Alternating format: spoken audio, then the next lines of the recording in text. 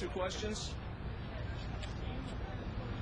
Do you have any concerns that they'll be able to effectively release the legislation? No. No concerns at all. No concerns at all. Would you prefer that someone not the legislature would not? No, I think Eric is going to do. Excuse me one second. Let me use the microphone just in case. No, I think Eric is going to do an outstanding job on all levels. Remember, one of the challenging aspects of the Attorney General's office is it's a multifaceted position. We talked about Wall Street. It's also doing healthcare work, anti-discrimination work, environmental work. It's also being part of the reform movement in Albany. And I believe Eric can perform all those functions and all those tasks extraordinarily well. And I'm excited to work with him on them. That may be a big selling point for the city. Is there any concern at all from your campaign that that's too liberal and obviously the rest of the state does not be progressive liberal ideas? Yeah, I think we both will have an opinion on that. 100% no. I think you have two facts that you have to hold in your hands at the same time. Number one, the state has real fiscal issues, and we need a truly responsible, practical, reasonable fiscal plan for the state. We're going to have to, I believe, cap property taxes. We're going to have to reduce spending. We have to balance our budget. We have to get the economy running again. That is not progressive or liberal or conservative, Democratic or Republican. That is just reality. That is fiscal reality. Look at the numbers, you have no options. Second, this state also has a proud tradition as being the progressive capital of the nation. And do I believe in progressive politics? Yes, I do. And do I believe, especially in these times, you have extremist political forces at work? You listen to what some of these people in the Tea Party are saying. You listen to rolling back a woman's right to choose in the state of New York. And do we have to stand up against that? 100% right, we do. Yeah. And again, I've been traveling around the state. You hear the same thing from everyone in every community. We're progressives because we believe in progress. That's a tradition that came out of New York State, and we're proud to be in that tradition. Mr. Schneiderman, with so many challenges facing the state, what will be your top three priorities if you're Attorney General? Priority number one is restoring public confidence that there's one set of rules for everyone. In the business sector, people are hurting.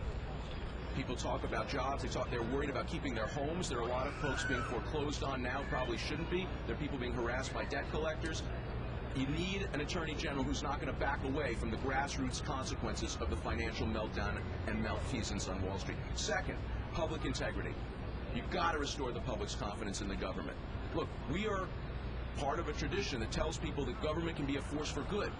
It can be, but we're going to be, as the Attorney General said, that this is reality. People have lost that confidence. You will have, in the two of us, an unparalleled commitment to pursuing issues of public integrity and restoring the public confidence in the government that we need in order to accomplish anything. Those are my two principal priorities. No. No.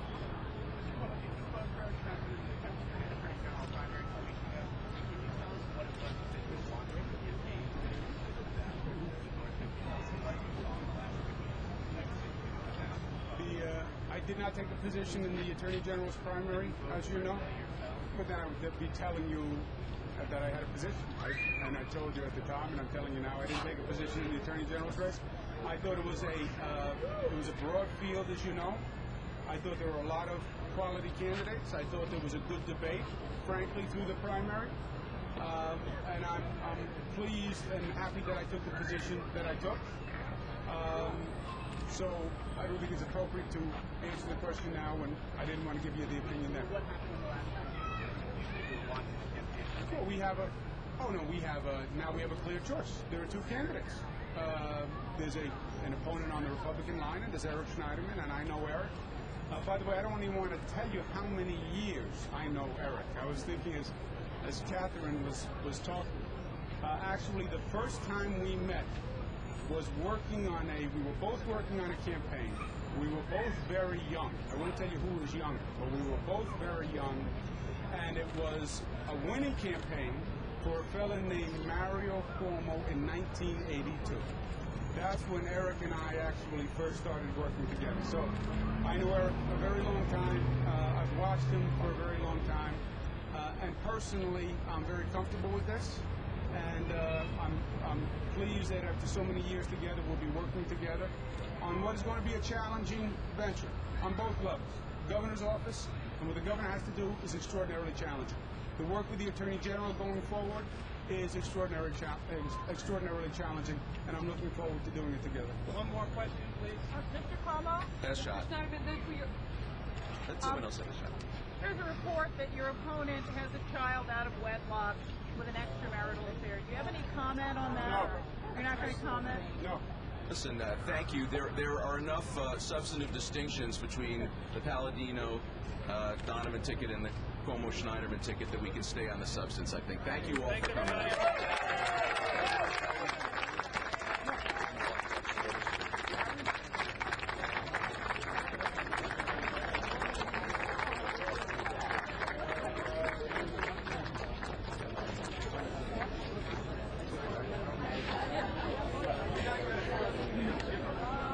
What do you want there?